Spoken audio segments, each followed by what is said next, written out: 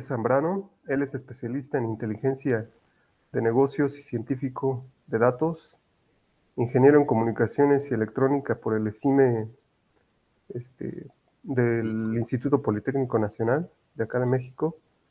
Es maestro en ciencias en ingeniería electrónica del estado sólido del CINVESTAB y actualmente es estudiante del doctorado en nanociencias y nanotecnología del CINVESTAB y está por culminar una maestría en inteligencia artificial por el UNIR. Adelante con tu presentación, Gabriel. Buenos días. Ok, muy buenos días a todos. Espero que les guste la presentación. Al final puedo responder algunas preguntas que tengan. Y bueno, vamos a comenzar. Para esta presentación decidí llamarlo Transformando el Mundo a Escala Nanométrica. Y vamos a platicar un poco sobre la inteligencia artificial y su papel en la nanociencia y nanotecnología. Entonces, bueno, durante esta presentación vamos a hablar sobre temas de nanociencia y nanotecnología. Vamos a abarcar un poco sobre esta área que está teniendo bastante auge últimamente, que es la inteligencia artificial. Y bueno, y vamos a ver algunas aplicaciones que se tienen en esta parte de nanociencia y nanotecnología, pero ya utilizando la inteligencia artificial. Como tal, tenemos muchas aplicaciones, las cuales vamos a ver un poquito más adelante. Y bueno, vamos a introducir primero a esta parte de nanociencia y nanotecnología. Como tal, nos interesa esta parte de nanociencia y nanotecnología, dado que a escala nanométrica se tienen unas propiedades bastante interesantes en los materiales. Como tal, se puede dividir a los materiales en materiales nanoestructurados o nanoobjetos, como podemos ver en la siguiente gráfica. Podemos tener nanoplacas, nanofibras, nanopartículas, o bien podemos tener materiales nanoestructurados, como son nanocompuestos, nanoespumas, nanoporos, etcétera. Como tal, se tienen muchas aplicaciones en la parte de nanociencia y nanotecnología. Por ejemplo, un tema en el cual me estoy desempeñando actualmente son en los nanofotocatalizadores. También surgen materiales aplicados en la parte de diagnóstico y tratamiento médico, tratamiento del agua, biosensores, en espintrónica, pantallas flexibles, computación cuántica, baterías, también en el sector automotriz, sector textil. Es decir, que tenemos una ciencia que está aplicada a diferentes áreas. Bien, como tal, nosotros nos vamos a enfocar primero en lo que son microprocesadores y microcontroladores para hablar de este tema de la inteligencia artificial.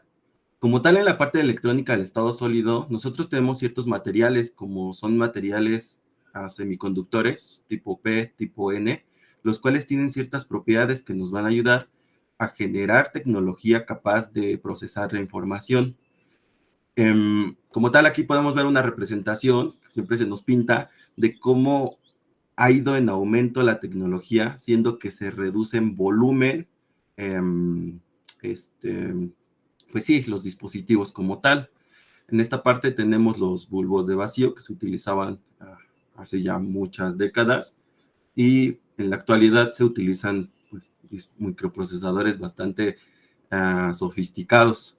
Por otro lado, tenemos tanto microcontroladores, microprocesadores o computadoras, por así decirlo, muy pequeñas. De hecho, esto es una Raspberry, pero hay todavía muchísimo más pequeñitas.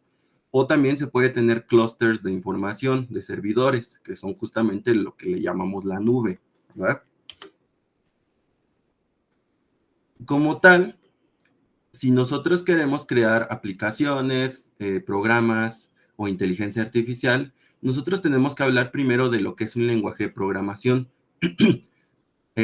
Principalmente un lenguaje de programación es aquel que nos permite conectarnos con la computadora y decir una serie de instrucciones. Es decir, nosotros le vamos a decir a la computadora cómo queremos que actúe conforme a las reglas que queremos o establecemos a través de símbolos o palabras. Es decir, que creamos una sintaxis con la cual nos podemos comunicar con la computadora y dar instrucciones. Como tal, yo soy especialista en programación en lenguaje Python, pero existen muchos otros lenguajes que también son bastante buenos e incluso son más poderosos. Por ejemplo, C++ o lenguaje ensamblador, ¿verdad? Pero también hay otros muy famosillos como Java o C Sharp, JavaScript, SQL, etcétera. Y bien, entonces, con estos lenguajes de programación y con algunos otros que ya también se extinguieron, se ha logrado crear todas las aplicaciones que nosotros tenemos en nuestros celulares o computadoras. Llámese que vas a utilizar un Word, un Excel, un PowerPoint, que estás jugando videojuegos clásicos de tipo arcade en tu celular, drones que se manejan por control remoto, naves espaciales que se tuvieron hace mucho tiempo, también ocuparon algún lenguaje de programación. Y con estos lenguajes de programación, pues tenemos ya interfaces gráficas, como por ejemplo el Quantum Expresso, un Vesta, un OrCAD, es decir, programas que usamos día a día que tienen botones que podemos picar. Todo eso se llama software y es un software de modo tradicional. Hasta este momento no estamos hablando de software inteligente. ¿Qué pasa?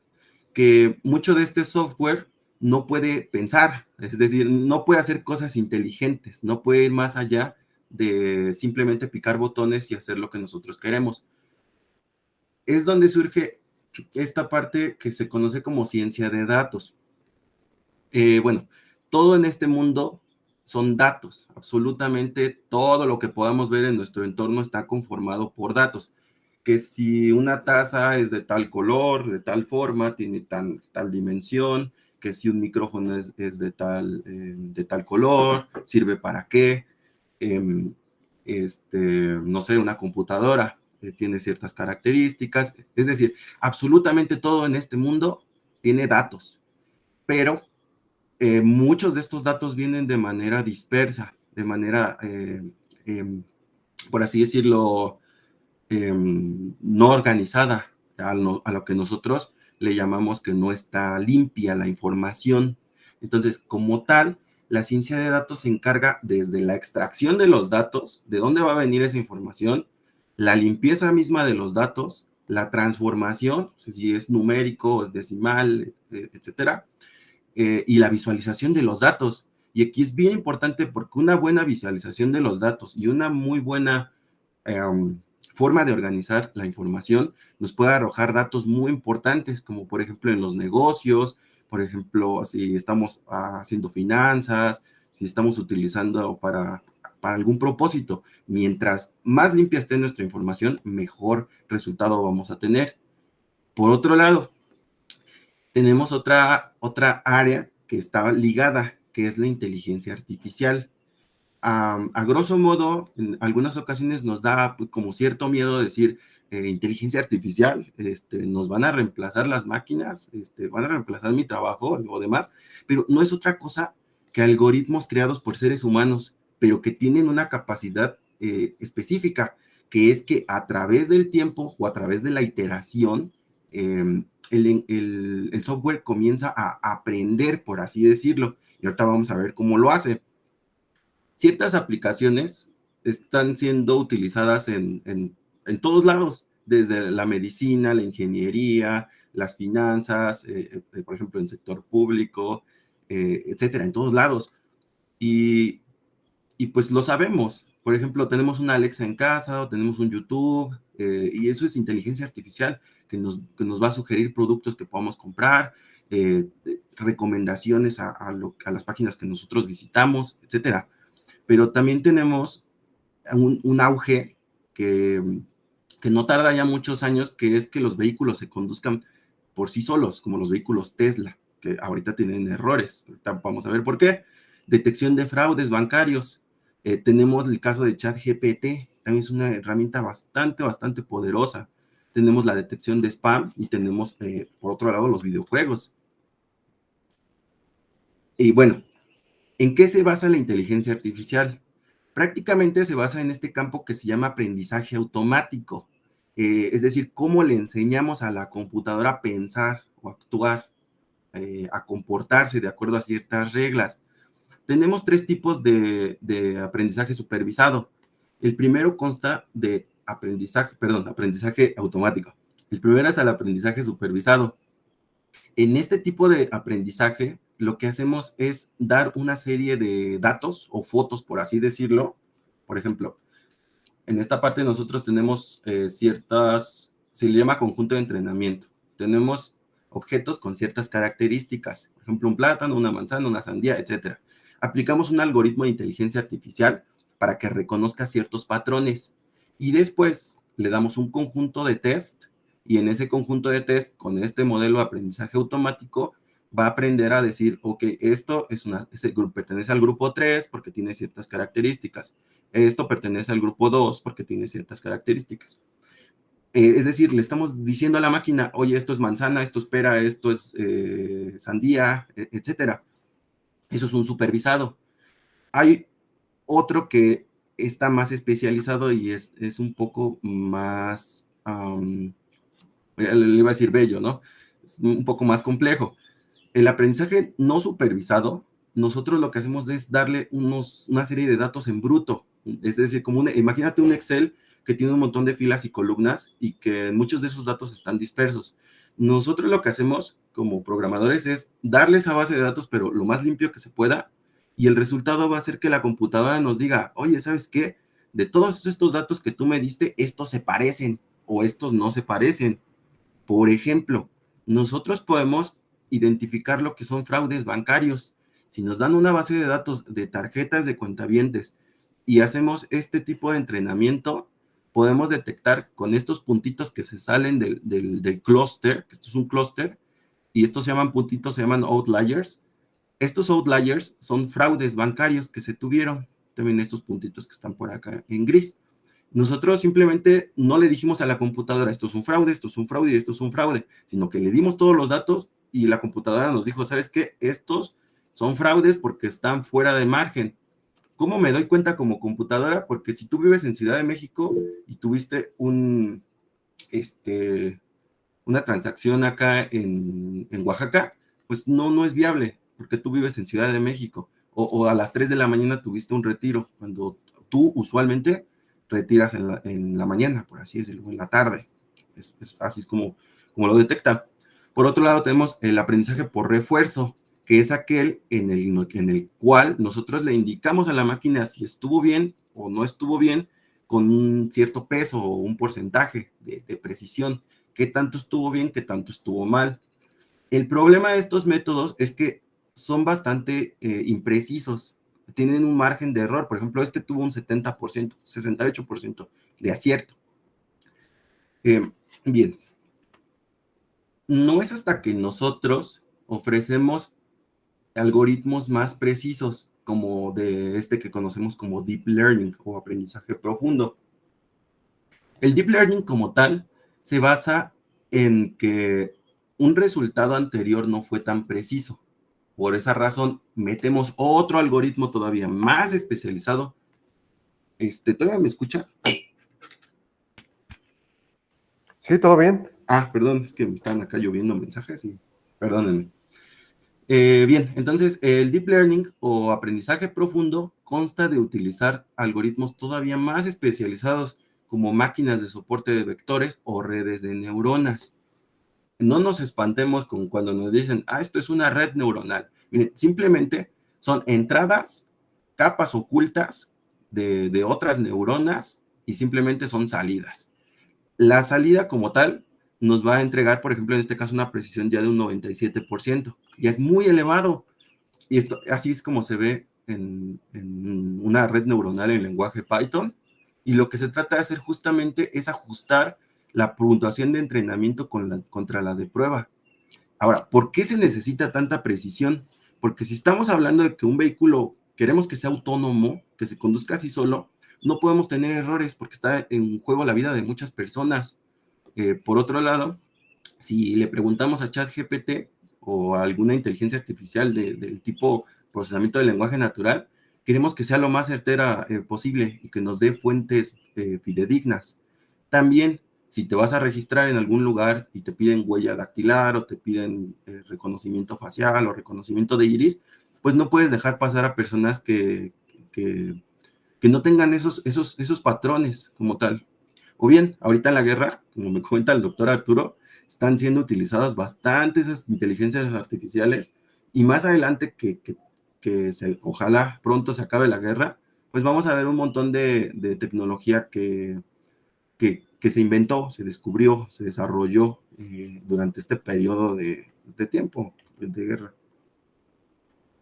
Y bueno, por otro lado, tenemos muchas otras áreas. No voy a indagar demasiado, porque también no soy, digamos, tan especialista en estas otras áreas como tal, pero es muy importante que conozcamos simplemente qué significan. Bueno, la computación cognitiva como tal es una rama de inteligencia artificial que se dedica a inspirarse en la naturaleza. Eh, Tenemos que definir, el ser humano sí es inteligente, pero también tenemos animales, o tenemos plantas, o tenemos virus, o tenemos bacterias, que para nosotros puede significar que son inteligentes en algún aspecto. Es como nace la bioinspiración, es decir, inspirarse en la naturaleza, en algo que hace a algún animal que a nosotros nos parece muy inteligente.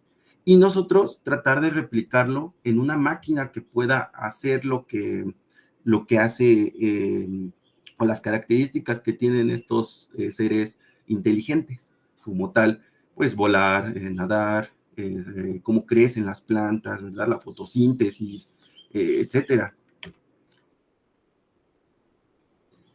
Ahora, por otro lado, tenemos el procesamiento del lenguaje natural. Este sí ya es más común porque es el que utilizamos, por ejemplo, en Netflix, por ejemplo, cuando tú le pones que quieres ver una película o en YouTube que quieres ver un video, Netflix o YouTube o todas estas herramientas que tú utilizas en día a día, ese texto lo van a almacenar y lo van a guardar a futuro para darte recomendaciones. El NLP no solamente es encontrar patrones en texto, sino que también podemos, les voy a dar un ejemplo. ¿No les ha pasado que de repente están con su celular y dicen, oye, ¿sabes qué? Se me antoja una pizza o quiero comprar algún dispositivo o unos tenis o una camisa, algo, pero que tú estás hablando así con el celular y sí, se me antoja comer algo el día de hoy, y que al poco rato te están llegando sugerencias de descuentos y que te están llegando, pues sí, recomendaciones de, de páginas, por así decirlo, de lo que tú estabas hablando, pues hoy en día sabemos que la libertad no es, no somos libres, por así decirlo. Tenemos un dispositivo a la mano siempre y a nosotros nos encanta dar a aceptar en las cookies o aceptar en los términos que sí, que sí, que sí, sin leer que pues están viendo nuestro micrófono, nuestra cámara o que simplemente están monitoreando que nos gusta para recomendarnos productos, que es vender a final de cuentas. Sin embargo, también puede ser muy útil si lo llegamos a utilizar bien. Por ejemplo, ChatGPT nos puede ayudar a agilizar nuestras búsquedas en Google, que a final de cuentas es donde se conecta. El ChatGPT se conecta a toda la base de datos y te agiliza las búsquedas que estás realizando. Por otro lado, tenemos la rama que es la percepción computacional.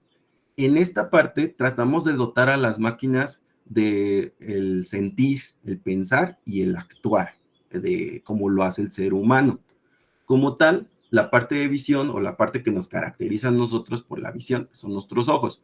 ¿Cómo dotamos a la máquina? Pues con una cámara de video. La temperatura, cómo sentimos nosotros si tenemos frío o calor, somos seres biológicos, pues damos un sensor de temperatura a la máquina para saber si hace calor o hace frío. En el habla y en la escucha, pues es fácil, es un micrófono o una bocina, o más bien, y una bocina. Y en la parte de la locomoción es lo más complejo, y aquí es donde veo que la mayoría de las personas nos confundimos cuando decimos un robot que se mueve, por así decirlo, es robótica. La inteligencia artificial no necesariamente se tiene que mover, como es en el caso de los robots. Puede ser, por ejemplo, un chat GPT, un Netflix, un YouTube, un Facebook, un Mercado Libre.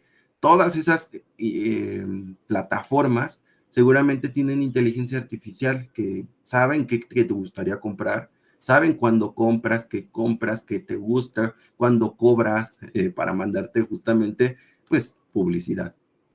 Y por otro lado, la memoria y procesamiento de los datos. ¿Por qué? Porque como lo acabo de comentar, sin datos no podemos tener nada de esto que le estoy comentando.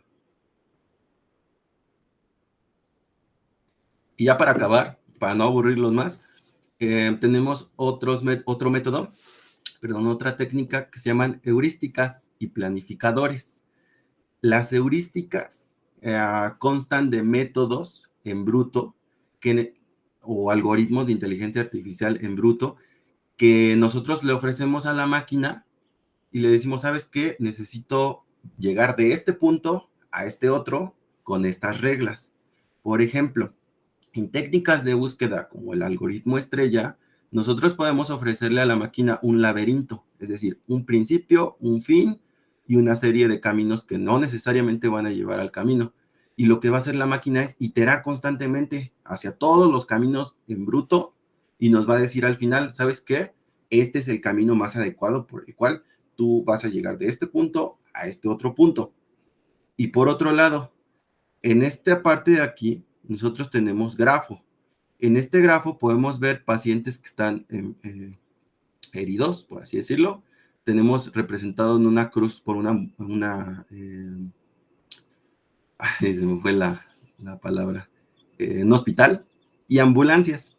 Y estas ambulancias lo que están haciendo es recoger a los pacientes y llevarlos acá. Pero si se dan cuenta, o si alcanzan a notar, están tomando los caminos menos pesados o los caminos que les cueste menos trabajo recorrer.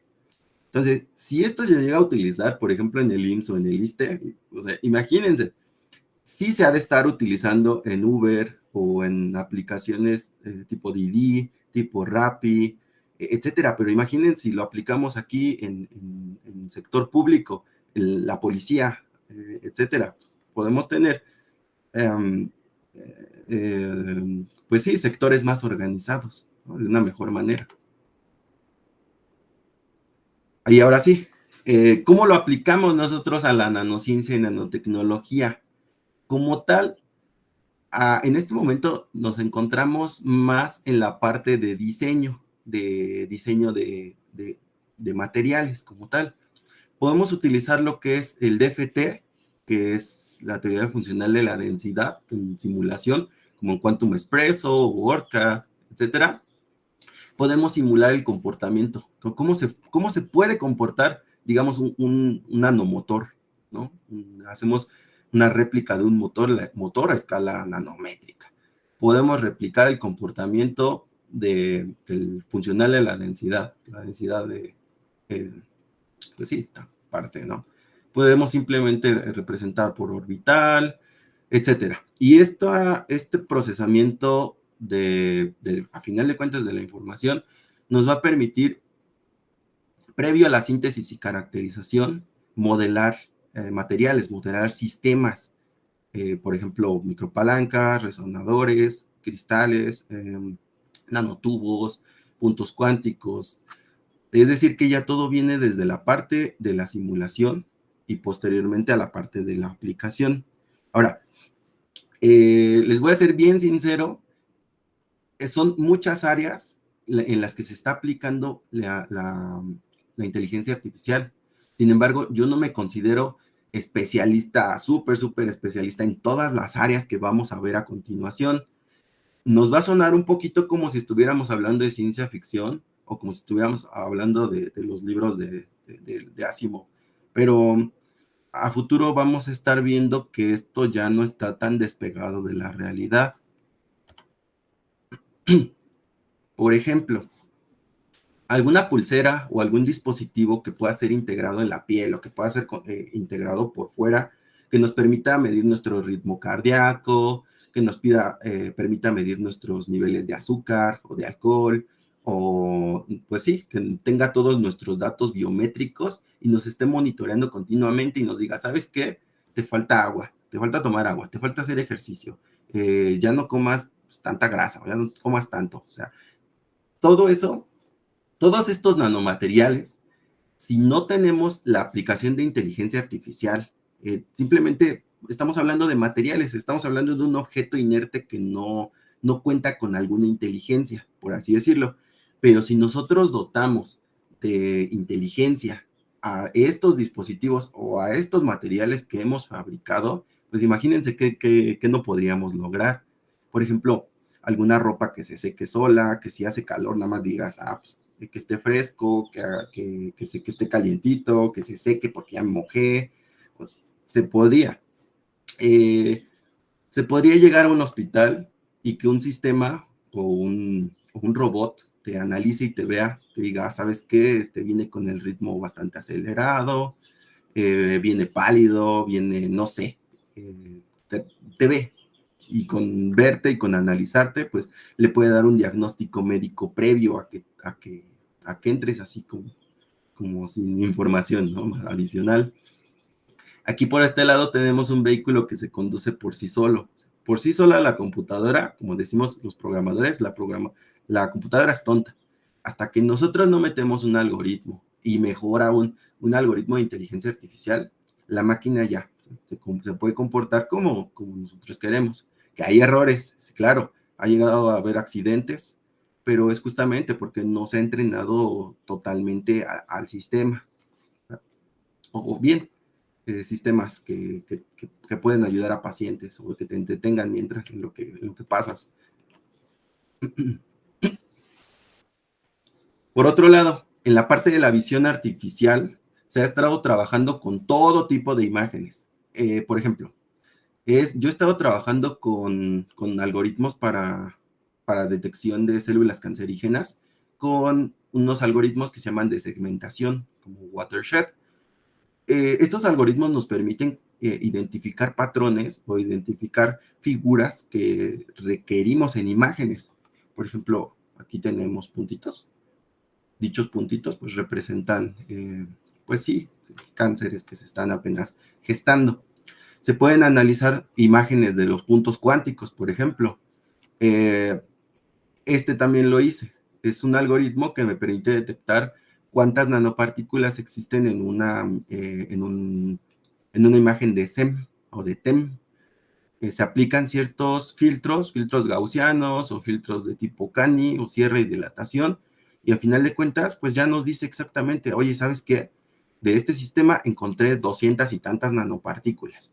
¿De qué tamaño? ¿De qué dimensión? ¿De qué forma? Que si son circulares, que si algunas son hexagonales, etcétera.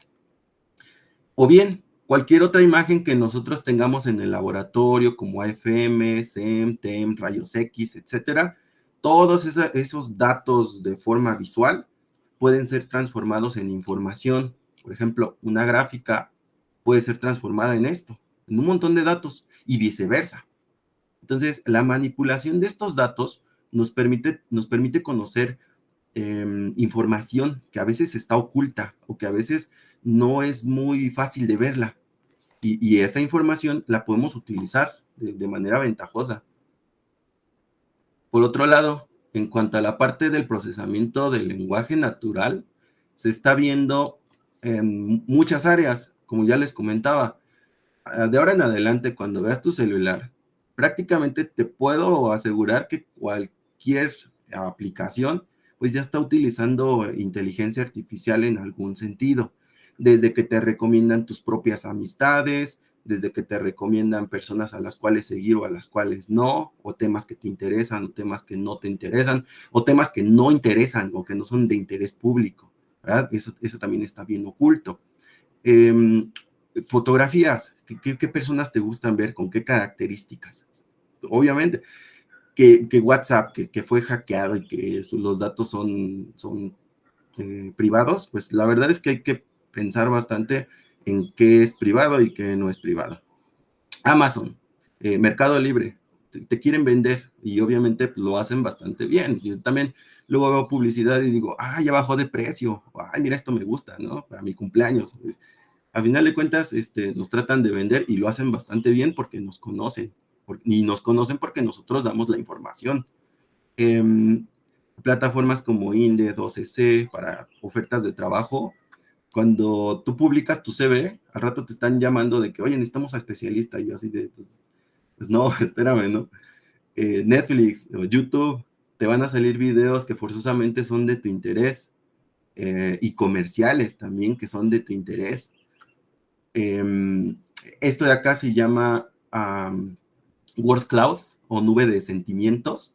Y lo que se estuvo haciendo mucho tiempo es en Twitter, sobre todo, extraer todos esos comentarios que vienen de las personas y de todos esos comentarios en una nube, donde en la nube con el mayor tamaño, por ejemplo, COVID, se estuvo hablando mucho de COVID. Entonces, esa nubecita empieza a incrementarse ahí, COVID, Trump. Entonces, se puede ver cómo está pensando la gente y qué está viendo, ¿no? En qué está centrada las personas en este momento.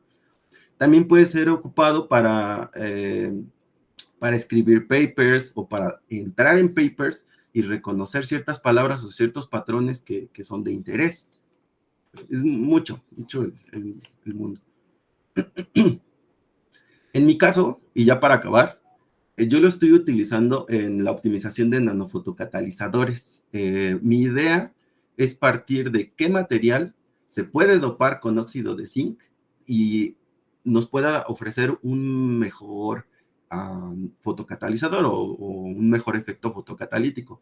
Como tal, estoy utilizando la parte de teoría del funcional de la densidad, que si bien es bastante difícil modelar, o más bien lleva mucho tiempo en lo que se modela, lo que yo hice fue descargar 16,000 archivos de información cristalográfica de mucha gente que estuvo colaborando, y esa información la traduje en estructura de bandas y densidad de estados. Al final de cuentas, lo que busco hacer es, de toda esa data que está en internet, que está sin ocupar, la estoy procesando de tal forma que me pueda recomendar qué material puedo aplicar antes de la síntesis y caracterización, con el fin de ahorrar tiempos y recursos.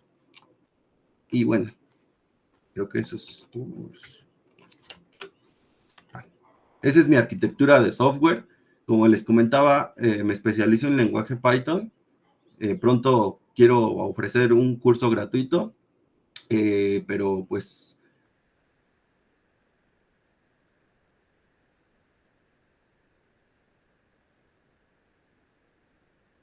sí, y también es esto mismo.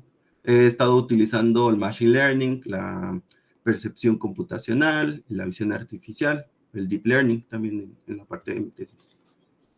Y pues ya, eso sería todo de mi parte. No sé si ya se durmieron, si tengamos dudas, si me fui muy rápido. Pues muchas gracias, Gabriel. Ahora estamos en la sesión de preguntas. Pues vamos con Isaías de Oliveira. ¿Tienes algún comentario, pregunta?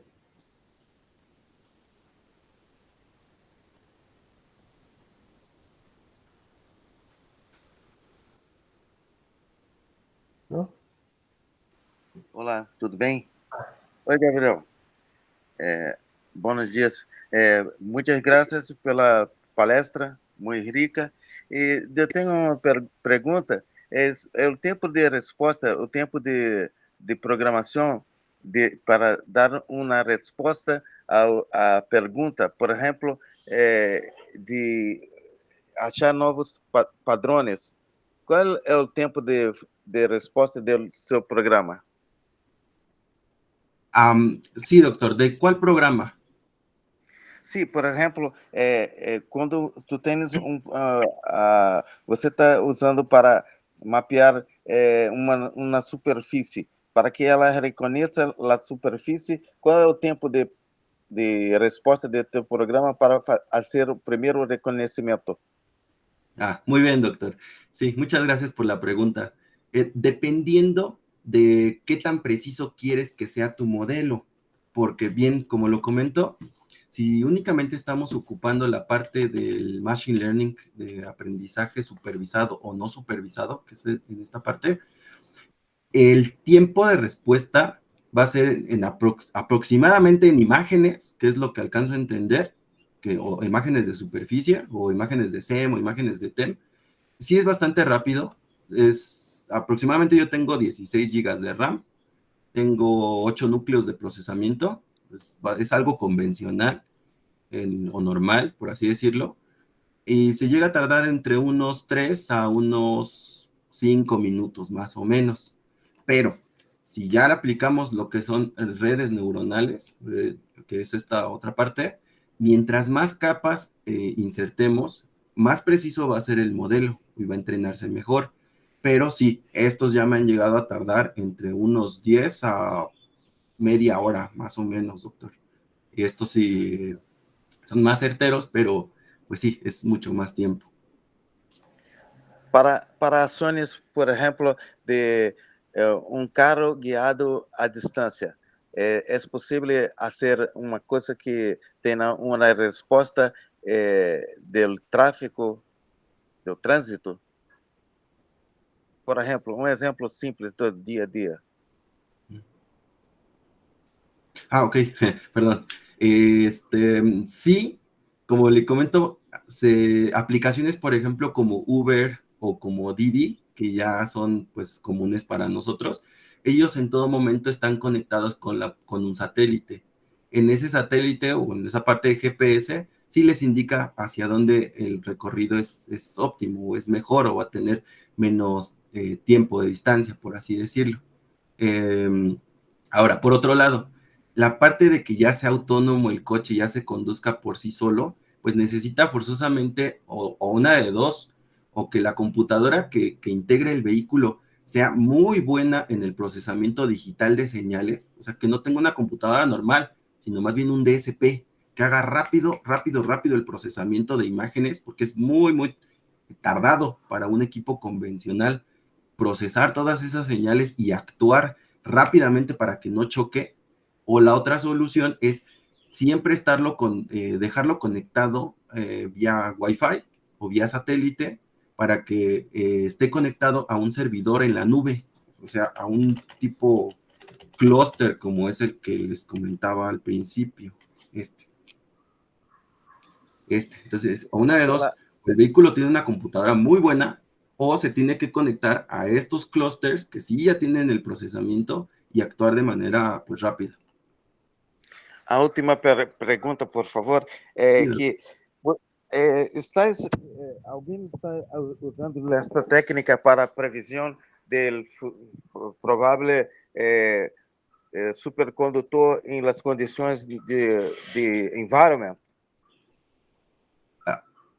Perdón, ¿me puede repetir la pregunta, por favor? Sí, claro. Estão trabalhando com a técnica que tu tenha apresentado para predição do supercondutor em temperatura ambiente. Sí. Como tal, es un tema muy interesante. A mí también me llama bastante la atención esta parte de, pues sí, justamente predecir, por así decirlo, materiales. A mí me gustaría muchísimo generar, por ejemplo, un fotocatalizador antes de ir a sintetizar y caracterizar que me dé los mejores resultados. Sí, hay simulaciones computacionales, sobre todo en la parte del DFT, y me parece que hay otro tipo de simulación que puede servir. Yo no he visto que estén ocupando Machine Learning, o en este caso inteligencia artificial o redes neuronales profundas, para la aplicación que usted comenta, pero a mí me suena posible que se pueda utilizar la inteligencia artificial para mejorar sus modelos. Lo que sí es que pues sí va a ser tardado y tenemos que investigar sus variables las cuales usted tenga, doctor. Pero es muy interesante, superconductores. Muchas gracias, Gabriel. Muy rica tu presentación. Gracias. Muchísimas gracias. Gracias. Continuando con las presentaciones, con las preguntas. David Landinés, ¿estarás por ahí? Sí, estoy aquí. ¿Me escucha, Arturo? Sí, adelante si tienes Bueno, preguntas. muchas gracias. Gabriel, felicitaciones. Excelente su presentación. Muchas gracias. Quiero aprovechar para preguntarle respecto del último tema que usted trató con el óxido de zinc. Y usted ahí colocó exactamente ahí en la última para transparencia, ahí. Aquí, Sí, en la anterior, creo. al anterior. Sí. Es- Ahí, la arquitectura de software. Muy bien. Perfecto. Entonces, ahí usted extrae archivos de información cristalográfica específicamente. Para esos archivos son comunes a cualquier aplicación que se tenga y son gratuitos. ¿Cómo escoger esas bases de datos que se puedan utilizar para una persona que está empezando, por ejemplo, para predecir la propiedad de un compuesto cristalino? Y a través de esa secuencia que usted utilizó, cómo poder obtener por Machine Learning, por ejemplo, el mejor compuesto a través de toda esta investigación. Ok, muchas gracias. Sí. Muchas gracias por la pregunta. ¿Cómo se extraen o de dónde vienen? Muchos de estos datos de información cristalográfica, bueno, para empezar, un archivo de información cristalográfica es más o menos esto que tenemos aquí, en el cual viene ciertas características de celda, qué materiales tienen, en qué posición de la red atómica están y demás. Estos datos se pueden obtener de manera gratuita o también hay algunos que son de costo. Por ejemplo, yo lo que hice fue descargarlas de Crystallographic o Open Database, COB, algo así se llama. Les paso el link si ustedes gustan. El tema aquí es que se tiene que dar un clic por cada una descarga. Como tal, yo creé un software, perdón, un script de Python que nos permite dar esos 16,000 clics con un solo, pues sí, script, con una sola corrida. Hay otros archivos de información cristalográfica que son de costo. Sí, son costosos, pero en este caso yo solamente decidí utilizar lo que las personas quisieron donar. Por otro lado, hay otras páginas. Yo los invito a que ustedes busquen Materials Project. Materials Project es una página que nos da ciertas características de materiales y en ella también podemos descargar sí, justamente estos archivos. Este es Crystallographic Open Database, perdón, Materials Project. Aquí en Materials Project podemos ver directamente el modelo atómico, algunas características, y se puede descargar, aquí está, el punto .cif. Como tal, no es muy fiable la información que se tiene, pues los modelos no son muy precisos, por así decirlo. Y aquí es donde entramos en tema con tu pregunta, colega. A pesar de que se hace todo este tipo de modelado, bueno, este es el procedimiento de obtención como tal para obtener bandas y densidades de estados, ¿no? Entonces surge de un proceso T. Después de obtener ese proceso como tal, no todos los datos van a ser precisos. Sí, no son precisos la información, pero lo que yo hago es que una vez que tengo una base de datos, por así decirlo, o más bien en este caso es un almacenamiento de datos en puntos SV, lo que hago es hacer una técnica que se llama matriz de correlación. Y una matriz de correlación está bien padre porque te permite correlacionar qué datos o contra qué datos son de importancia general. Es decir, qué variable se correlaciona con alguna otra variable. Por ejemplo, aquí tenemos un 85% de estas variables. 6 month y esta 6 month. 85. Aquí tenemos otras variables muy bajitas, 0.0097, ¿no? Entonces, justamente estas variables yo no las voy a considerar porque no se asemejan, no se parecen. Pero cuando yo tenga variables que sí están muy correlacionadas, entonces sí puedo hacer uso de ello. ¿Y me repites la última pregunta, por favor? Sí, la aplicación del Machine Learning en tu trabajo, específicamente en este tipo de investigación con el óxido de zinc, ¿cómo la aplicas? Ok. Justamente ahorita que ya saqué la parte de bandas y densidades de estados de esos 12,000 archivos, que al final funcionaron del Crystallographic Open Database. Lo que hice fue que estos 12,000 tuvieran todos los elementos de la tabla periódica, o sea, zinc con titanio, zinc con oro, zinc con cobre, zinc con plata, zinc con todo lo que se encontrara. O sea, de esos 12,000 archivos que tengo, es óxido de zinc con todo lo que puede existir, ¿no? En esa base de datos que se descargó. De todo eso, se están procesando todavía, porque es bastante costoso, pues más bien es mucho tiempo. Se están todavía calculando diagrama de bandas y densidad de estados, justamente para analizar el comportamiento de nuestro fotocatalizador. Es decir, qué tanto recibe el ultravioleta, qué tanto recibe el visible y qué tanto recibe el infrarrojo cercano. El objetivo de mi tesis es justamente que este material sea capaz de absorber más espectro visible, pues actualmente el óxido de zinc y el titanio y otros materiales semiconductores, óxidos metales semiconductores, trabajan en esta parte del ultravioleta. Y como sabemos, el Sol solamente tiene 9% del componente de ultravioleta. Pues queremos que esta parte crezca, la parte del espectro visible. ¿Cómo estoy ocupando el Machine Learning? Bueno, con toda esa base de datos que se tiene y calculados estas características, que a final de cuentas se llaman KPIs o indicadores, se plantea meter en una matriz de correlación para saber qué relación tiene los datos para que un fotocatalizador sea muy bueno o muy malo. Y además se busca saber con este tipo de técnica qué material se centra o es mejor como fotocatalizador.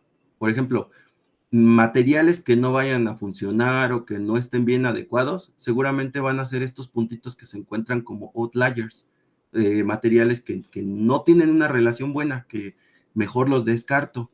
Y los que sí vayan a tener muy buenos indicadores, van a estar dentro de este clúster. Entonces, aquí ya puedo considerar de esos 12,000 datos y de todas las combinaciones posibles, se obtiene que si dopas óxido de zinc con plata, te va a dar un mejor resultado. Entonces, ahora es ir al laboratorio, sintetizar, caracterizar, pero ya con datos, ya no por intuición, sino ya con datos. Y lo interesante de esto es que nos puede dar un muy buen resultado o muy malo, pero de todas maneras se sigue alimentando la base de datos y va a seguir alimentándose y creciendo, y de esta manera se va a seguir entrenando el modelo. Cada vez nos va a dar mejores predicciones. Y esto está bien bonito porque no solamente lo puedes aplicar a fotocatálisis, sino que también a diodos, a transistores, a celdas solares, a celdas de hidrógeno, en fin, a varias aplicaciones. Ok, está muy bien la respuesta, gracias, está perfecto. Este tipo de enseñanza en las universidades en ciencia de materiales, ya existen cursos básicos para hacer un análisis como este en las universidades que están en el tope de investigación, o es una cosa ya de investigación particular, Gabriel. Híjole. La verdad es que hace un año yo tampoco conocía sobre la parte de la programación, sobre todo. Creo que ya no cargó mi programa. Te debo el código, compañero. Yo tampoco conocía. Me empecé a meter a cursos aquí en Ciudad de México y muchos de ellos nos enseñan la parte teórica. La parte de la programación es bien difícil que alguien te enseñe a programar toda una red neuronal y pues en sí scripts de Python. Está complejito. Lo que sí se enseña mucho es la parte teórica. ¿Sí? La parte práctica está bastante complejita. Por esa razón tuve que tomar otra maestría, porque pues yo quería aplicar esta parte de inteligencia artificial hacia la nanociencia y nanotecnología, y me vi, por así decirlo, motivado a tomar asignaturas, pues sí, pagar por aprender a programar. Okay. Voy a dar un curso a futuro, por si les interesa, pues estamos pendientes. Muy interesante. Gracias por las respuestas. Aquí podríamos conversar mucho tiempo, pero voy a darle la oportunidad a los colegas. Gracias, Gabriel. Felicitaciones, muchos éxitos. Adelante, Arturo. Muchas gracias. Gracias, David. Continuando con la sesión de preguntas, vamos con Ahora sí veo muchos. Albino, buenos días. Buenos días, Buenos Arturo. días. Buenos días, Gabriel. Parabéns pela charla. Eu tenho uma pergunta sobre os nanocatalisadores de zinco, óxido de zinco. Compreendes? Tu hablaste que procuraria tratar água contaminada. É isto? Se compreendi bem? Como hace isto? Uma vez que escolhe os catalisadores, como los aplica para agua contaminada? Ok, sí. Muchas gracias por la pregunta, doctor. Creo que esta diapositiva no la pasé, pero pues dije, la voy a poner por si me llegan a preguntar qué es todo eso de fotocatalizador. Como tal, podemos decir que existen materiales conductores, aquellos que conducen, pues sí, electricidad o corriente eléctrica o calor. Podemos decir que existe material aislante, que es aquel que no permite el paso de electrones. Y tenemos ciertos materiales que en nuestra área son muy bondadosos, como son los materiales semiconductores, que actúan como un material intermedio entre un conductor y un aislante. Como tal, un fotocatalizador consta de utilizar cierta energía, por ejemplo, en este caso utilizamos el ultravioleta en metales semiconductores, y esta luz como tal, o esta energía, toca la superficie de ese fotocatalizador, y cuando lo toca, en esto que se llama estructura de bandas, o esta banda representada bien fea porque las estructuras de bandas son un relajo. Lo que hace la energía cuando toca el semiconductor es que pasa un electrón de la banda de valencia a la banda de conducción y a su vez deja un hueco. Es decir, aquí tenemos un par electrón hueco que en contacto con el agua genera un radical bien importante que se llama radical hidróxilo. Este es bien importante porque nosotros vemos en esta tabla, tiene un alto potencial de oxidación que nos va a ayudar a que el agua se purifique de mejor manera. Entonces, este radical hidróxilo en contacto con un contaminante, como es lo que usted comenta, pues nos va a ayudar a separar o a romper en agua y dióxido de carbono. Ahora, ¿cómo es que se ve un fotocatalizador? Este es óxido de zinc y este óxido de zinc lo podemos comprimir en pequeñas pastillas o bien lo podemos depositar en algo que se llaman películas delgadas o thin films. Estos dos, cualquiera de ellos, si tenemos nosotros agua contaminada o algún material de prueba, como un tinte o un colorante, podemos colocar esa pastilla dentro lo radiamos con luz ultravioleta o en este caso pues también se puede con luz solar que tenga cierto componente de ultravioleta. Y este ultravioleta en contacto con la superficie va a generar este fenómeno que te comentaba acá.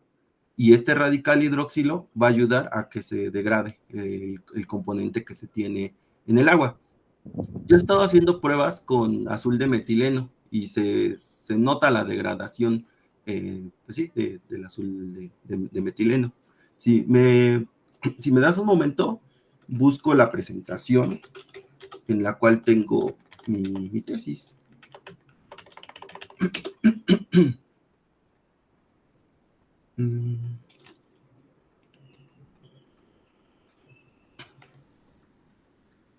No la preparé porque dije, no, seguramente no me van a preguntar porque les va a aburrir mi tema. Dije, ya, no la presentes. Pero acá también tengo esto. Es justamente esta parte. Así es como se vería la fotocatálisis aplicada a, en este caso, un tinte, un colorante. Por otro lado, doctor, bueno, no sé si sea de interés común, el que despinte no significa que esté degradando forzosamente. Por ejemplo, aquí tengo un toque. Aquí está. Bueno, así se vería de forma experimental. Este es azul de metileno. Sí. Si se degrada con el tiempo, ¿no? Después de colocamos el fotocatalizador, se irradia con ultravioleta y después de media hora, aquí es 1 hora, hora y media, 2 horas y 2 horas y media, ya queda transparente. Sin embargo, si se hace un análisis stock, pues se logra ver que a pesar de que queda transparente, el PPMC no baja más que un 25% en azul de metileno, pero hay otros compuestos todavía muy difíciles de remover, como el naranja de metilo.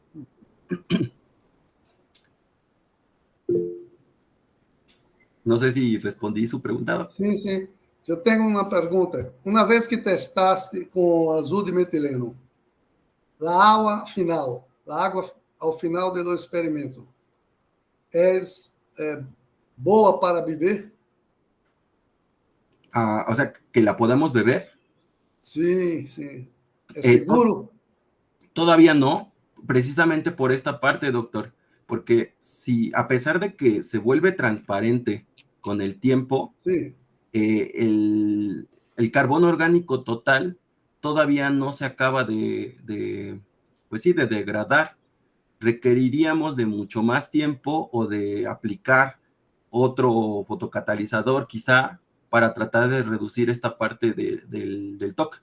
Pero si hacemos una prueba, digamos, creo un fotocatalizador mágico con mi inteligencia artificial y nosotros vemos que sí se reduce completamente hasta el 0% del carbono orgánico total, pues se podría decir con más confianza que nos va a hacer menos daño que tomar agua del grifo, así decirlo. ¿No? Pero yo todavía no me arriesgaría. Está bem, Gabriel. Muito obrigado. Parabéns pela palestra. Muito boa. Um abraço. Muchas gracias, doctor.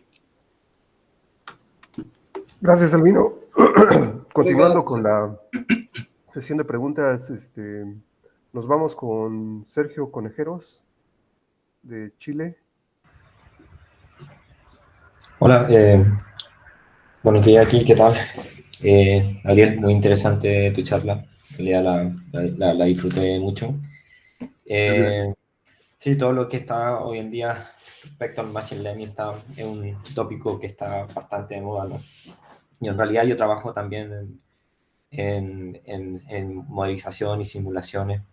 Yo me acuerdo que cuando tuve clases siempre, cuando estaba en pregrado, decían que en realidad todas las herramientas computacionales, ¿cierto? O en realidad todas las simulaciones, en realidad el computador no piensa por ti, normalmente uno piensa el problema y uno tiene que analizar la data, ¿no? O sea, antiguamente, 20 años atrás, ese era el concepto.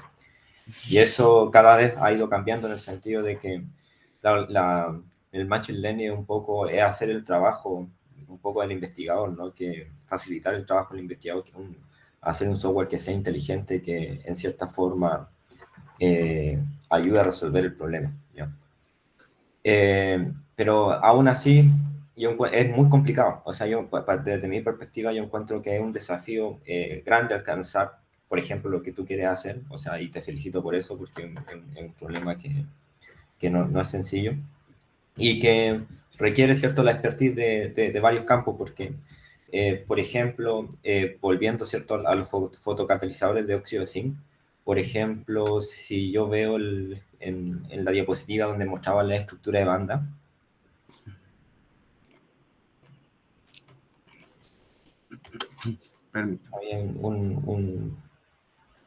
ahí está. Entonces, por ejemplo, esa información tú la obtienes desde Material Explorer, ¿cierto? ¿O lo calculas tú ese? Sí, yo lo calculo utilizando Quantum Espresso. Porque si yo miro, por ejemplo, esa estructura de banda, normalmente el óxido de zinc tiene un backup de 3,6 electron volt. Entonces, claro, ahí yo veo que hay un problema. Y eso me lleva a pensar que, claro, por ejemplo, cuando tú sacas información de otras bases de datos, por decirlo así, los cálculos no están normalizados, ¿no? Porque tú puedes hacer cálculos TFT con base de ondas planas, con base gaussiana, tienes, por ejemplo, cuando habla de FT, tiene un montón de funcionales, tienes funcionales híbridos, ciertos funcionales puros del tipo LDA, GGA. Entonces, claro, yo lo veo más fiable desde un punto de vista estructural. Por ejemplo, si tú vas a una base de la ICCD, claro, o sea, estructuralmente eso está bastante normalizado porque la cristalografía, ¿cierto? La información cristalográfica normalmente no hay mucho problema con eso. Pero si te quieres apoyar, por ejemplo, o buscar cálculos que hacen otras personas, igual el filtro es mucho más serio, ¿no? Porque tienes que normalizar, o sea, qué tipo de funcional se usaron, qué tipo de bases se usaron. Y bueno, y tú sabes, por ejemplo, que las propiedades de los fotocatalizadores dependen del bandgap. Porque para que ocurra cierto fenómeno fotocatálisis, la banda de conducción y la banda de valencia tienen que estar alineados los potenciales radios de la reacción que tú tienes que llevar a cabo. Entonces, por ejemplo, ese cálculo que está ahí normalmente no te va a dar así como un insumo fiable. ¿Ya? Tú puedes tener tu arquitectura así muy bien armada del Machine Learning, pero el insumo que tú le vas a dar no va a ser el de mayor precisión. Entonces, te quería consultar en base a eso, si tú has hecho, por ejemplo, una validación de la metodología. Normalmente uno siempre valida con algún modelito sencillo, o estás todavía trabajando en esto. ¿En qué estado se encuentra tu nivel de investigación? Ok, muchas gracias por su pregunta, su comentario. Y sí, tienes toda la razón. Este modelo como tal, o bueno, esta gráfica que coloqué aquí, sí, no está normalizada. Y incluso así la puedes encontrar en Materials Project. De esta manera, yo le comentaba al doctor Arturo, oye, doctor, es que los datos que me está arrojando no son precisos, no son certeros. Y fíjate que hice un cálculo de Hubbard y me tardó como 4 horas en mi ordenador y de todas maneras no me está dando, porque obviamente, como tú me comentas, no está normalizado, por así decirlo. Sí, bueno, de esta parte. Entonces, el doctor me sugería, bueno, pues vamos a usar también otras técnicas para saber, por ejemplo, orbitales atómicos. Vas a agarrar un programa que se llama DFT1 medio, y en DFT1 medio ahí vamos a investigar cómo se está comportando el material. Entonces, sí he hecho validación, sí me ha dado mejores resultados, pero no es como que digas, salió 3.2, que es justamente la parte, lo que se busca, sino que sí me ha dado por resultados como, por ejemplo, de 3 electron volts, que decimos, bueno, pues ya es un poco más realista, por así decirlo. Sin embargo, en esta parte que te presento, o que les presento, sí, justamente tenemos datos que no están acoplados a la realidad, o sea, o a la parte práctica, por así decirlo, pero sí se están trabajando. Una vez que acabemos de hacer esto, pasamos con un LDA, con un GGA, con cálculos de Hubbard en el clúster del Chicoatl, incluso ocupar, como comenta el doctor Arturo, los orbitales atómicos. La importancia de esto es que no son datos, por así decirlo, basura, aunque no sean los más certeros, algunos cálculos les pueden ayudar a otros colegas. Por ejemplo, lo que buscamos nosotros también es aportar nuestra base de datos y también nuestras gráficas, quizá a Materials Project, para que otros usuarios también puedan disponer de esto. Que te digo, si no es certero, pues algunas propiedades pueden ayudar. Por otro lado, cuando ocupamos Machine Learning, cuando ocupamos ya datos fuertes, bueno, más bien, cuando son muchísimos datos, podemos utilizar la clusterización. Justamente la clusterización va a decir, ¿sabes qué? Este material está mal, porque tú me estás diciendo que el óxido de zinc tiene 3.2 electronvolts, y si en la base me está dando que tiene 0.7, pues obviamente que lo va a descartar, va a decir, no, está muy alejado de la realidad, porque el bandgap tiene que ser de 3.2, y automáticamente pues se puede crear un algoritmo para descartar justamente, pues sí, esos valores. Pero sí, tienes toda la razón. Esto no está normalizado. Sí, quizás estaría bien generarte, por ejemplo, de estas bases cristalográficas. O sea, las bases cristalográficas sí que, como te decía, te dan información fiable. O sea, cuando son... Y ahí puedes ver, por ejemplo, ahí existen casos donde los fotocatalizadores ya... Hay fotocatalizadores que son relativamente eficientes, por decirlo así, o mejorados, por decirlo así. Y más o menos puedes ver las relaciones estructurales que hay, por ejemplo, cuando de las fases puras, siendo par, y ver cuáles son los factores estructurales que determinan, ¿cierto? En cierta manera, que el material sea un buen fotocatalizador. Y de tal forma de quizás no ir automáticamente de inmediata a la propiedad de interés, sino hacer como el paso intermedio, ¿cierto? Estructura-propiedad, o sea, de la estructura pasar a la propiedad. Y también, bueno, quizás se pueden automatizar los cálculos, ¿no? O sea, puedes tener tú una base, puedes generar tú, como le llaman estos scripts de automatización con funcionales así relativamente que a ti que tú más o menos confíen que te van a dar con resultados que están bien. Y de ahí tú generarte una data quizás con situaciones extremas para no hacer todo, por ejemplo, de los extremos de esta matriz de correlación, ver y después ir tratando de llenarlo esos gaps, ¿cierto? De manera de manera más inteligente para poder acortar el tiempo, ¿no? O sea, son algunas ideas que se me vienen a la cabeza, pero una de las cosas, por ejemplo, yo normalmente entro a esta base de Material Explorer y siempre encuentro que los cálculos no están así bien hechos, y es por eso. O sea, yo siempre entro, no me fío mucho de esta base de datos. Así que eso, pero muy bien. Te agradezco otra vez por tu excelente charla. Y bueno, suerte con la investigación, porque no es muy fácil de realizar. Muchas gracias por su pregunta y sus comentarios. Los voy a tomar. Pues sí, gracias. Ok, chao. Gracias.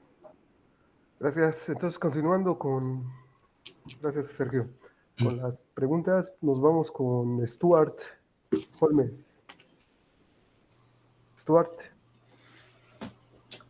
Thank you, Gabriel, for the talk. I'm sorry I have to speak in English, if that's okay. Okay. I just have two questions. I think I was going to ask about the zinc oxide, but I think Albino and Sergio perhaps asked the same question. Is the phase of the zinc oxide critical? Say it's wurtzite or diamond? Is that important? What property? You calculate the band structure. Band structure. You showed the band structure. Yeah. Is that for a particular phase of zinc oxide, or does it not matter? No, this is only a model. It is not correct. Te pregunta sobre, Gabriel, te pregunta sobre la fase cristalina. ¿Qué fase estás trabajando? Me parece que esto es una celda unitaria. Sí, es cúbica, ¿verdad? Ajá. Cubic. Dile, ¿qué es cúbica? It's a cubic structure. Cubic, okay. Does the density... you have a band gap. Is that not shown in the density of states? The density of states doesn't seem to have a band gap. No. There are different graphics for other materials. This is zinc oxide cubic, and this is other one. Okay. Yeah, it's only... That confused me. Sorry. No. I have one final question. In your nice introduction, you showed the Raspberry Pi computer. Yeah, it's my favorite computer. I have one, and it's very well. Which one do you have? The 4B? Yeah, the 4B. The 4B. I mean, it's a nice computer. The technology is so-called 16 nanometer node. So it's actually technology from about nearly 10 years ago. Mm-hmm. But it was nice that you would show that as a computing milestone. So thank you. It is from my hometown, Cambridge, originally. Oh, thank you very much. Thank you for your talk. Very, very interesting talk. Thank you. Thank you very much. Gracias. Thank you, Stuart. La siguiente preguntas estamos por José Fermín, de Venezuela. ¿Qué tal, Fermín? Hola. A ver si bien. Sí, ya está. No tengo preguntas así muy científicas, ¿no? Más de curiosidad. ¿Qué tanto debemos nosotros cuidarnos para el futuro de las aplicaciones de la inteligencia artificial, ¿no? Porque parece que no estamos muy... A veces creemos que estamos seguros, pero no es así, ¿no? Como te entendí, todo el mundo nos escucha, sabe dónde estamos, ya no hay secretos en la humanidad. ¿Cuál es tu opinión al respecto? Muchas gracias por la pregunta, Fermín. La verdad es que ese tipo de preguntas como que causa mucha controversia. Yo que estoy muy relacionado con esta parte del cómputo, a mí me gusta indagar. Yo soy muy chismoso. A mí me gusta meterme directamente a las fuentes y hay ocasiones en las cuales tengo que tanto crear una máquina virtual y colocar otra IP y meter programas para entrar dentro de una cosa que se llama pues, Deep Web. Entonces, bueno, ya he visto todo lo que hay en el mundo y la verdad es que sí me causa mucho impacto lo que el ser humano es. Sí, tanto en la parte pues militar o en la parte que no está oculta, por así decirlo, para todas las personas. Sí, todas las aplicaciones que veamos, que tengamos en nuestro celular, o sea, prácticamente todas, van a estar dotadas de inteligencia artificial, justamente porque nosotros les regalamos nuestra información y esa información va a rellenar la base de datos y esa información, si no leemos el aviso de confidencialidad, si no lo firmamos, que obviamente lo hacemos cuando le damos clic a las cookies o aceptamos los términos sin leerlos, estamos obligados a que si usamos una aplicación, esa aplicación pueda recabar nuestra información y esa información pueda ser vendida a terceros. A terceros me refiero a toda la publicidad que nos llega, a toda esta parte de recomendaciones de Amazon, recomendaciones de Mercado Libre, recomendaciones de amigos, amistades, familia, recomendaciones que te llegan a YouTube, gente que paga para que sus videos se hagan trading topic. A mí me da mucha tristeza porque de repente yo veo el contenido de, por ejemplo, los TikToks o los contenidos que generan las personas y yo digo, se supone que estamos en una fase bastante buena de la humanidad en donde ya tenemos inteligencia artificial, empieza a haber desarrollo en la computación cuántica, comenzamos a tener nanomateriales que son, híjole, de lo que Asimov soñaba, y para que de repente también nos pongamos a pensar, ¿somos libres realmente? ¿Desde cuándo perdimos la libertad? Pues que ya la habíamos perdido desde hace pues bastante tiempo, ¿no? Me causa mucha controversia esto porque si nosotros aplicamos un simple, muy simple algoritmo de procesamiento de lenguaje natural, como es que es un word cloud hacia redes sociales, nosotros podemos saber qué está pensando la gente, si le gusta, si no le gusta, cómo actúo, de qué manera actúo, de qué se está hablando, de qué se puede hablar. Y justamente también la música. En la música, los productores se encargan justamente de ver como qué es lo que pega, y ya no tanto como generar la parte del arte, como pues, se hacía hace mucho tiempo. Una última opinión al respecto, es que muchas veces las personas se espantan y dicen, es que la inteligencia artificial nos va a reemplazar, porque ya viste el chat GPT, tú le preguntas, oye, ¿cómo hago una base de datos en Excel? ¿Cómo hago para que se cree una macro, por ejemplo? Y te da la macro, y de repente dices, güey, ese es mi trabajo del día a día. Y si mi jefe se da cuenta, pues va a usar eso y va a crear una automatización y me van a reemplazar con el tiempo, ¿no? Entonces, mucha gente se espanta y dice, no, no me va a reemplazar la inteligencia artificial, cuando no. Nosotros lo que tenemos que hacer es ver la inteligencia artificial como una herramienta más, como una extensión que nos puede ayudar en nuestro día a día. Llámese en nuestro campo, el traducir documentos, el que nos dé fuentes, el que nos diga una consulta rápida, oye, quiero una receta para hacer huevo con jamón, y nos sale la receta y nos dice cómo y los pasos y todo, nos agiliza, O sea, hay que usar la inteligencia artificial, bajo mi punto de vista, como una herramienta más que nos ayude a nuestro día a día, a que, al final de cuentas, trabajemos un poco menos, pero que sea un trabajo bastante bueno, ¿no? Que nos ayude, pues. No sé si respondí tu pregunta o le di choro. No, muy bien. Ya finalmente, durante la pandemia, me tocó, una de las cosas que hacía era meterme en videoconferencias al respecto, ¿no? Y había un señor que hablaba sobre inteligencia artificial y espionaje, las cosas que estaban haciendo en la CIA, esas cosas. Y le hicieron una pregunta parecida y él dijo que no, que teníamos que cuidarnos era de lo que tenemos en la casa. Sí. Que nos espiaban más en la casa que por las redes. Alexa, sí, a mí me da miedo. ¿No te ha pasado a ti que de repente estás con tu celular y dices, ay, se me antojó una pizza, ¿qué vamos a comer al rato? Y ya de repente acá Papa John's, que Pizza Hut, que no sé qué, 30%, 20%, 2x1.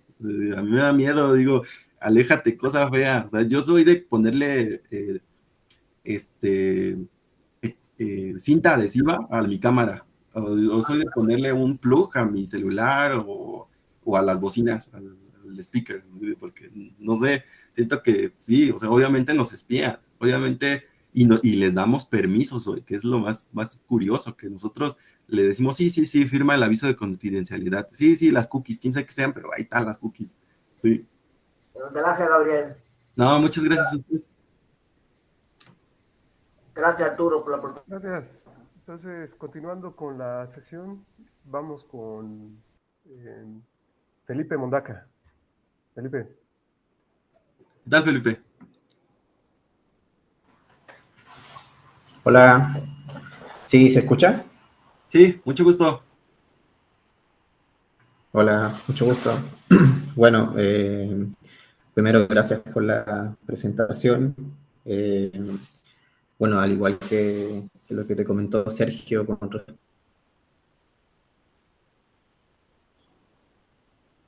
respecto a los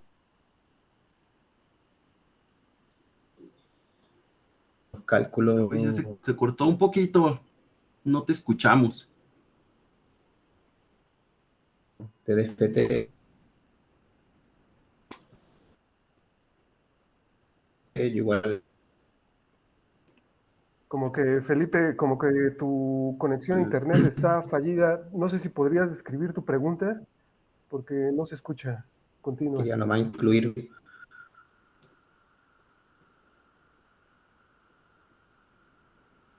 un Híjole, no te logramos escuchar. comentario más. Esos cálculos, cuando uno los desarrolla, cierto que uno parte primero con predecir. A ver, voy a morar. A ver, repítela porque no se escuchó nada, absolutamente nada. Ahora sí. A ver, ¿y ahora? Sí. Que te quería comentar sobre los cálculos que a mí igual me entraron un poco de dudas con respecto al BandGap. A mí me entra la duda de los 12.000 datos que nos menciona, que cómo lo incluye, para qué, primero, qué cosa está extrayendo de los 12.000 datos y el para qué. Esa es como mi pregunta. Ok, va que va. Mira, vamos a buscarlos por acá para que. ¿Qué datos son? ¿Son datos Sí, electrónicos? Son precisamente. Dame un momentito. Déjame ver si los tengo. Son justamente estos que vemos aquí en pantalla. Son archivos de información cristalográfica. Vienen en extensión .zip. Como tal, un archivo .zip viene justamente de donde se obtuvo en Crystallographic Open Database. Aquí está. Viene, por ejemplo, los autores, son muchas personas las que contribuyeron al desarrollo de esta parte. Muchos de ellos son modelados en otro software, por ejemplo. Sí, eso sí lo conozco. Entonces, tú, a partir de tus datos cristalográficos, no sé si estoy entendiendo mal, ¿estás teniendo datos de propiedad electrónica? Ok. De estos datos que tengo aquí, son 16,000 archivos diferentes. Viene de todo contra todo, pero que contenga la palabra óxido de zinc. De esto que te comento, de este archivito como tal, lo que hago primero es separarlo para saber si funciona o no funciona. Para ello ocupo Shift2Cell, es un software libre. Este me dice si funciona, no funciona, si es aleación o no es aleación. Como tal, lo que hago posteriormente es encontrar este proceso. Yo ocupo Quantum Espresso, pero es una librería de Python que se llama Quantum Espresso Tools. Como tal, lo que hago es procesar la energía de corte, el cálculo de la malla, los puntos, el relajamiento de la celda, el cálculo autoconsistente, el no autoconsistente, y posteriormente genero lo que son bandas y densidades de estados. Es verdad lo que comentan, que muchos de estos cálculos como tal, no, de momento, cabe mencionar que apenas tengo unos 6 mesecitos trabajando en esta parte, como 8 meses más o menos trabajando en la obtención. Todavía no están optimizados como tal. Lo que sí se está trabajando es hasta este punto, hasta el relajamiento de la celda, porque más adelante es donde nosotros decimos, vamos a utilizar un pseudopotencial de tipo LDA, GGA o cálculo de Hubbard, para híbridos como tal. Entonces, sí, este tipo de cálculo todavía se encuentra en desarrollo. Más adelante vamos a ver si los datos concuerdan, y una vez que los datos concuerden, pues ahora sí vamos a proceder a hacer esta parte de la inteligencia artificial. Indago yo mucho en esta parte porque... A ver. Perdón. Ajá, sí. ¿Escucha, no? Sí. Sí, ahí me entró una duda porque, a ver, toma 12.000 datos de datos estructurales para solamente encontrar la estructura óptima para luego hacer las propiedades electrónicas, ¿no? ¿Algo así estoy entendiendo? ¿Es lo correcto o no? De esos 12.000, sacamos bandas y densidades de estados.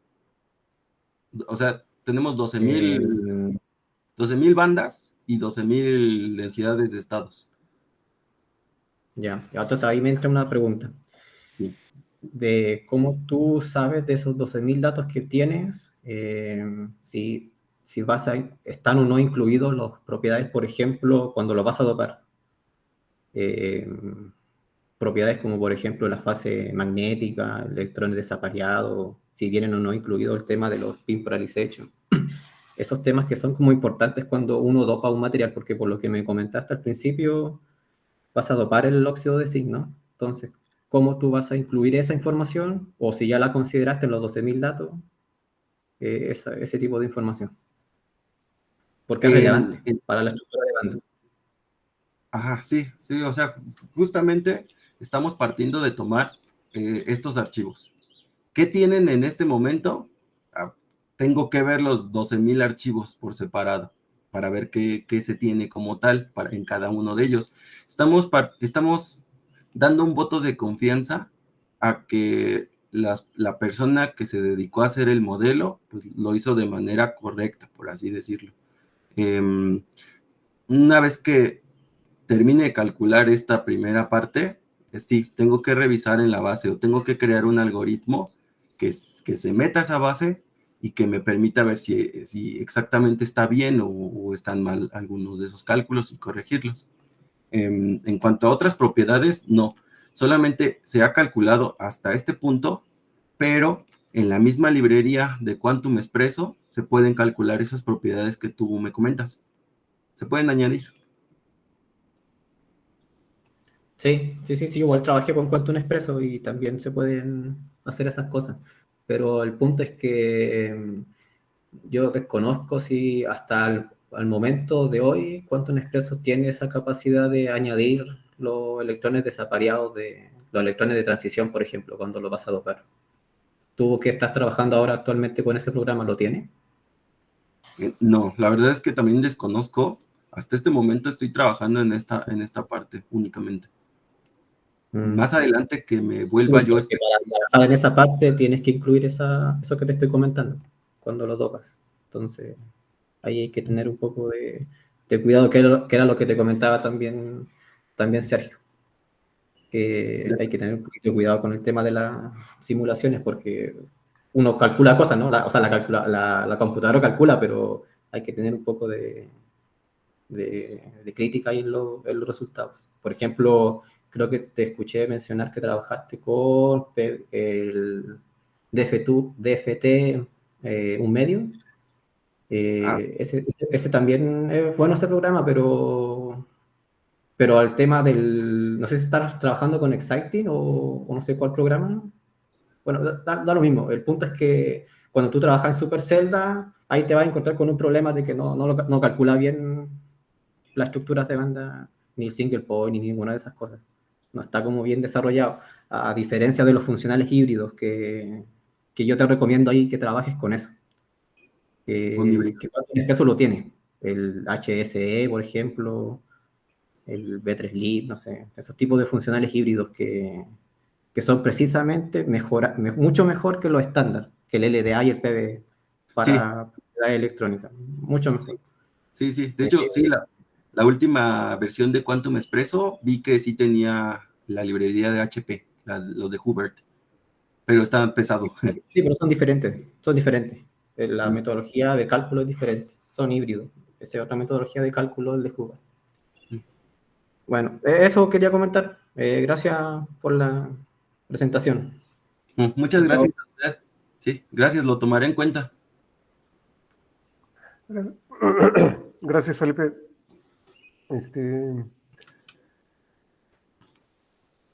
Bueno, no sé si tengan alguna pregunta los demás asistentes que están en esta reunión de Meet.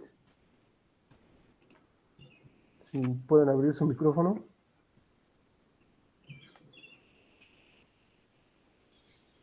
Una pregunta.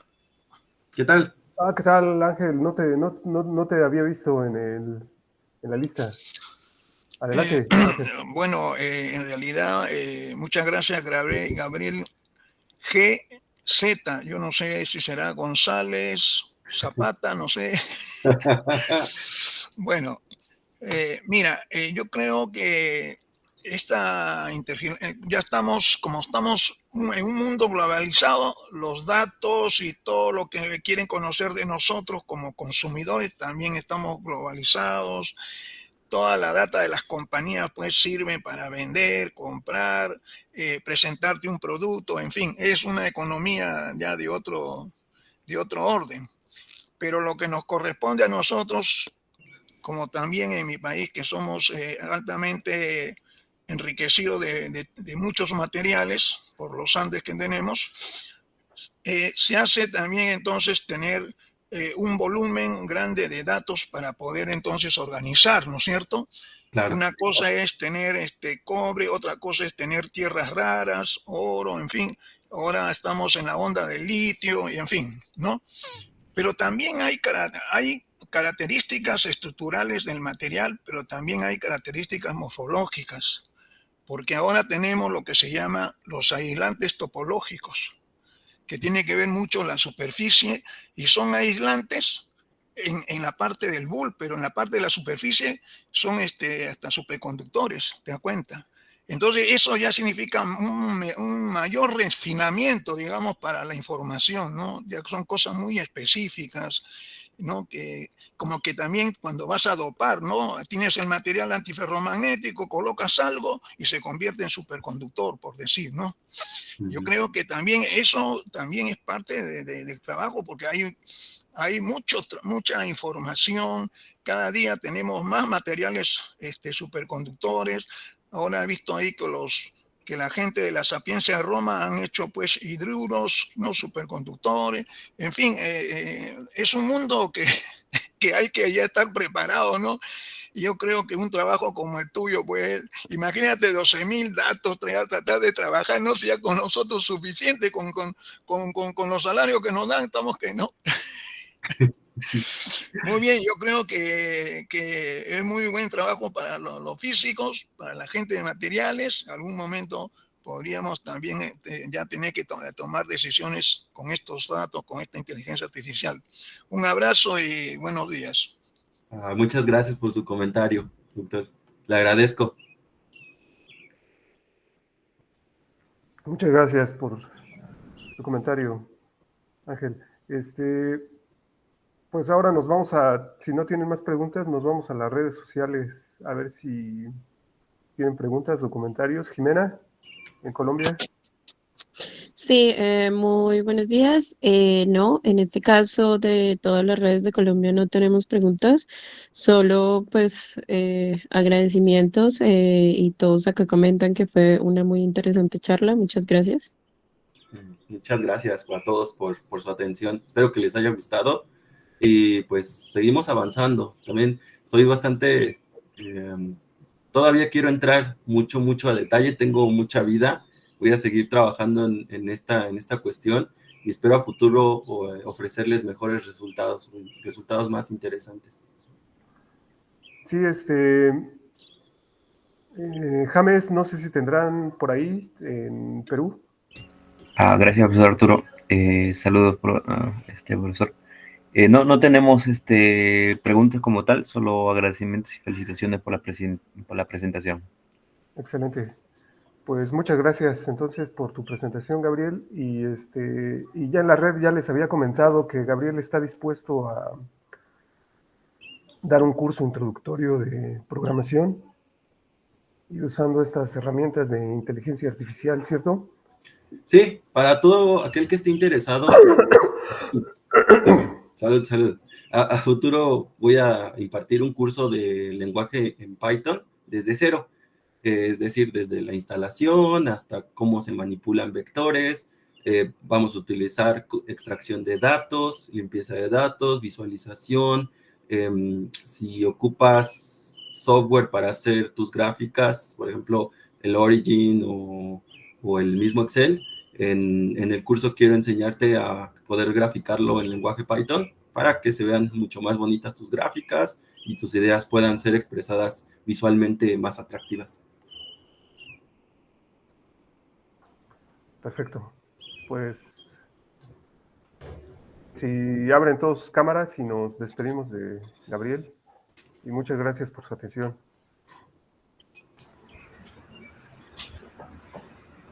Muchas gracias. Gracias. Nos vemos. Nos vemos. Gracias. Muchas gracias. Bien, chao. Muchas gracias. Gracias a todos y buenos días. Chao, nos vemos. Chao. Chao. Chao.